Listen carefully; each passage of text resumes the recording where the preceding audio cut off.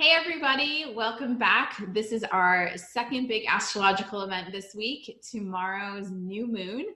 So Lori, tell us, what do we need to know? Hey everybody, yes, so we have a new moon tomorrow at 2:31 p.m. US Central Time in the sign of Libra, and it's going to be at 23 degrees Libra. So what that means is, well, actually there are two things. So the first thing is the sun and the moon are in the same space. They're conjunct. So that's why you can't see the moon in the sky, because it's totally being covered by the sun. And the second thing about this particular new moon is it's a super new moon.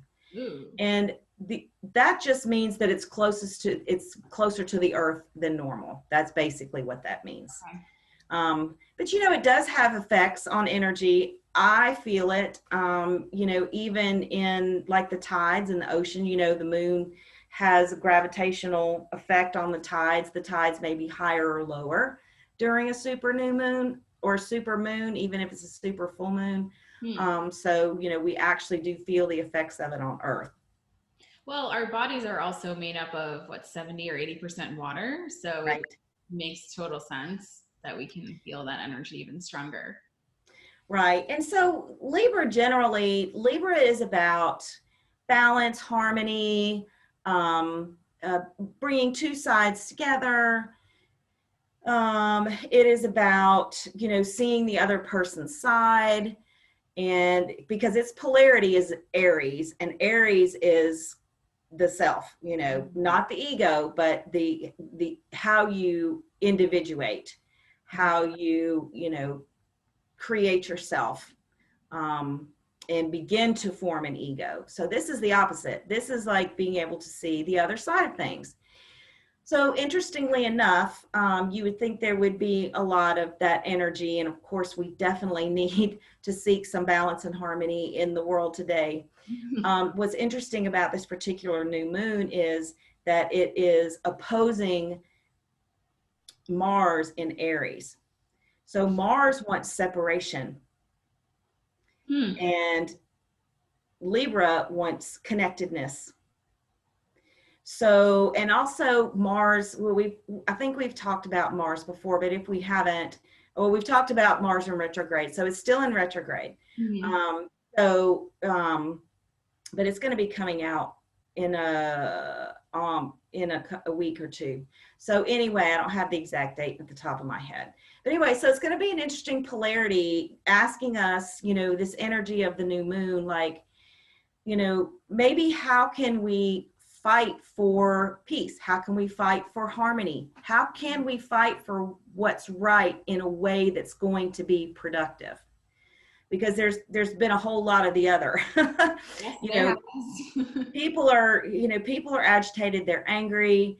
Also, I mean, Mars isn't all fighting in wars and all of that sort of thing. It's also the energy that gets things moving, that gets things going. So maybe this is the time to really get moving for peace and harmony and what we really want to see in the world. And I know, I don't know about you, but I've been seeing a lot of these, global meditation things. That's the tree guy knocking at my door. This might not be good. Hold on. All right, so what happened with your tree? Are you okay? Everything's fine. They were just letting me know that they're finished for the day, and they're not going to finish today. They're going to have to come back tomorrow. So chaos will ensue. But anyway, everything's all fine. So, okay, where was I? I think I was talking about the new moon opposing Mars and some of the different flavors that could be. And I think I was saying something about we're seeing a lot out there in the world. I know I am. Different groups of people are trying to get, these collective energies together to try to raise the vibration. And I think that is a great Mars in Aries opposing the sun and moon in Libra. So that's the kind of stuff that, we really want to see. But we're also seeing still a lot of protests, people, a lot of injustice. I mean, that's the other side of Libra, is like looking at all the injustices that we still have in the world, unfortunately. So this new moon may bring some of that up for people personally. The other thing too is we really can't forget about this Pluto Saturn pairing that we still have, that is close enough in orb, and it also makes an aspect to this new moon. So Okay. it continues the theme of 2020. You know, what in your life needs to, you know, be shed? What do you need to let go of? What is serving you? How can you, you know, change the system? What Pluto wants to change, you know, it has brought us to several crisis points. I think we've talked about that this year. You know, just, you know, to clear the way for new structures, new systems, new ways of doing things. And there's still going to be a lot of that. I think this new moon is a really good opportunity to take an inventory of your life, take an inventory of, you know, your own values or systems, what's working well for you.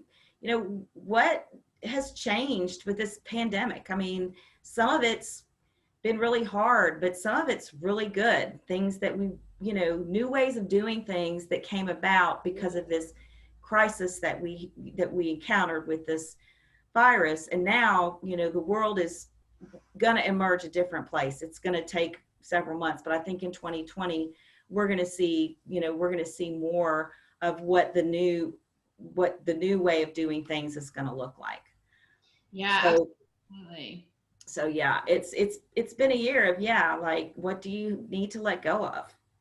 You know, and Pluto's forced us to look at that in a really, you know, really hard ways. And if you don't do the work, then, you know, you're not going to be prepared when the world changes. You know, it's, I don't want to say left behind, but it's just going to be, if you really want to bring your best self to the party, you're going to have, this is the time to be still, now the time to be doing the work. Well, and I think that's the important thing to remember too when understanding these astrology reports, is that stuff's happening collectively and then stuff's also happening personally. So by understanding the context around it, it's really empowering, because then you can do something about it. You can do something about how your reality unfolds, how you show up to this collective party train that's happening, because all of these energies are going to happen whether or not we like it. You can't hide from energy. So I think just having that context, having that frame of reference of how to go into that time is really powerful. And one of the, oh, go ahead. No, I was going to say, and you know, to your point again about your personal chart, if you have anything 23 degrees, you would want to look at planets that are at 23 degrees in your chart. You'd also want to look at where 23 degrees of Libra is in your chart, because everybody has it somewhere. So what house is that in? You know, is that in your house of work and careers? Is it in, you know, family? Is in the second house of, you know, finances? And I'm simplifying it because the houses are a lot of different things, but that's where some of this, you know, could come up for you. And also if you have planets 23 degrees in cardinal signs. So those are the signs that are initiating energy. They're things that get, you know, things going. And that's what Libra is, a cardinal sign. Aries is a cardinal sign. So you know, if you have planets there, especially, you could have activations. I'm not saying it's definite. But the other thing too, like, we also have to remember we're in Mercury retrograde now. So, and right now, Mercury, for this new moon, Mercury is still going to be in Scorpio. So it's going to retrograde back to Libra, but it isn't there yet. So that Mercury wants you to dig deep too. So there's a lot of big energies. Big energies. And one of the things you and I have talked about, I know a lot of other people talk about it too, is rituals and intention settings around the cycles of the moon, particularly on the markers of the new and full moon. And, the new moon is typically about intention setting, but you, I know, have a slightly different perspective on it, and it's really resonated with me. So can you talk a little bit about that? Yeah, and this is something I heard from somebody else. I didn't think of it, but so typically, yes, there's a lot of rituals that are done, in moon phases, particularly even first quarter, second quarter, that sort of thing. But the new moon and the full moon, those energies are particularly popular for people to do some kind of ritual. And I know I do. I do all kinds of things. I put my crystals out in the certain ones in the full moon to charge. Yeah. New moon is typically, like you said, maybe planting a seed. And then the full moon, things come to culmination, or we let go, or we have revelations because the moon is bright and shines a light on, whatever the issue is. So I would say, first of all, for this one, that it's seed planting, but it's also, again, letting go. So it's both things, which is kind of a Libra thing too. So you want to plant a seed, but you want to really take inventory and think about, what no longer serves me? What do I need to release? What do I need to let go of? And not just what, who, people in your life. Maybe you've been so unhappy in your job for all these years, and now all of a sudden you can kind of see a way to do something different that really fulfills your soul. And I think a lot of that is happening. I know for people I know that's happening. Yeah. We all feel this big energetic shift that has been culminating this year and will continue to culminate and will continue to reveal itself, as we get into 2021. Mm-hmm. But the other thing that you alluded to is, and this made sense to me when I heard it. I heard somebody say, when the sun and the moon are totally together and there is no light in the sky at all, it's more like a void. There's no energy there. I mean, there's energy everywhere all the time, but you don't see the light of the moon, and, it could be, considered like there's really no energy coming from the moon to the earth. But when you begin to see that little tiny sliver crescent of a new moon, that's the new moon energy. So I have begun in this year, after really, I read that somewhere or maybe saw it or heard it, I can't even remember, but I thought that is really true. So the real new energy of the moon is when you can actually see it in the sky, but it's just a sliver. So it's going to be probably 24 and probably 48 hours. But what I would invite you to do is go out and experience it. Go outside, actually, if you have a clear sky, which we will have here this weekend. Yeah. And like on Saturday or Sunday, go out there and see, when can you really start to see that new moon showing up? And to me, that is the time that is the best time to do your new moon ritual. Yeah, no, that's great too. And it's also just a great opportunity to kind of practice both, right? Like the darkness is very inviting to be reflective and going within. Things that keep coming up as themes, but when you kind of work with these natural cycles that are out there, your life kind of works with it too. So I love that idea of when you start seeing that sliver of the full moon, to set your intentions, to do that practice and test it out, right? Try it for this cycle, see if it works, and then see what happens in the next cycle. And then the other thing to note too, I think you mentioned this in one of the earlier videos when we were talking about the moon, but the 30 days versus 6 months of a cycle, and how different people approach it differently. But what's your perspective on that? So, and this is my experience. I did not read anywhere, although it might be written. So a couple years ago, I noticed that I'd started something during a new moon, because I keep a journal, and I don't journal in it every single day. I try my best, but I give myself points if I get in there several times a week, and I try to remember to do it. I have a certain journaling time, but then it's a little booklet journal, And so I can carry it with me. And if I have a really aha or something happens, I want to write that down.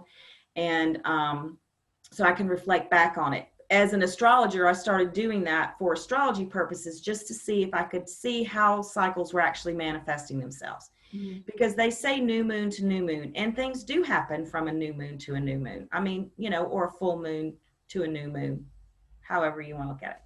But I noticed one particular year that I forget what new moon cycle it started, but I signed up for something and I went through the process of it. And, you know, it was a spiritual thing. And so, you know, I was really excited and, you know, getting into all of this. And then by the time the full moon of that same cycle came, I knew that it was time for that to be over in my life, and I had to let it go. And so when I looked back on my journal, I was like, you know, that's interesting, because it was on a full moon when I let it go. I was letting something go on the full moon. But then I started thinking, you know, when did I actually start that? And it was the same. So it would be like Libra new moon to Libra full moon, which is going to be like a period of like 6 months later. That's cool. That's really cool. And I just think it's really interesting. Everyone can test it out for themselves. It's pretty simple, and, you know, prove it or disprove it, right? Make it work for you. And that's what astrology is about. It's about cycles, and it's about noticing the cycles and how they show up in your life. So, you know, you can read a book, but I think, and you should, there are so many good astrology books out there, and maybe sometime we can talk about some of those that, you know, would be good for people who just really want to explore the subject. But I think it's more powerful when you actually experience it. And that's where a lot of the body of knowledge that astrology comes from. Astrologers researching, noticing the cycles in their own life, or studying 200 charts. You know, how did somebody come up with the idea that, you know, Libra means such and such? Well, you know, they studied lots of charts, or they noticed cycles over time, and the knowledge was handed down. Maybe it's ancient knowledge, maybe we just figured it out. But there are a lot of modern day astrologers that I admire very much who are still doing some of that research. That's awesome. Yeah, that's cool. Pretty fun. All right, we'll try something new this full moon. Not full moon, new moon, and the full moon that will be here in just a couple weeks. But more on that closer to it. And let us know how it goes. We'd love to hear from you. And happy new moon. We'll talk to you soon.